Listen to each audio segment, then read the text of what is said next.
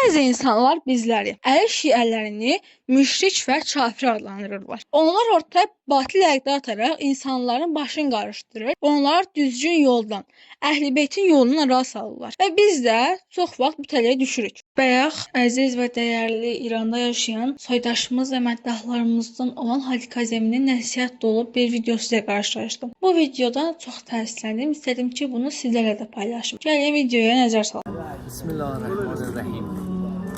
Özümdən kiçik və öz yaşımda olan qardaş və bacılarıma bir dənə tövsiyə və bir qardaşyana bir söz deyim. Axirüzzəman əsrində yaşayırıq. Rəbbani alimlərimizlə, onlar ki zəhmət çəkiblər, sənələr gedib dərs oxuyublar. Onlarla irtibatımızı yaxşı eləyək.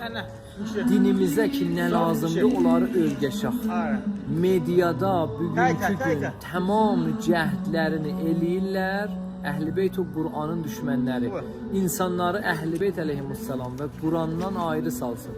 Dünyada daimən Əhl-i-Beyt əleyhissalamın ziyarəti, oğbada şəfaəti hamımıza nəsib olsun. Bəs nə edək ki, bu tələyə düşməyək? Əvvəla, Əhl-i-Beytin və imamətin Qurandakı əhəmiyyətini dərk edək. Əks halda bu tələyə düşə bilərik. İkincisi, Əhl-i-Beytin adlarını, Allahın adlarını və ona edilən tərifləri çox və tez-tez zikr edək. İcazə verin, Hacı Ramil Bədəlovdan bir stat gətirim ki, bunun səbəbini izah edə bilim. Hacı bu cümlədəki çıxışında belə buyurur.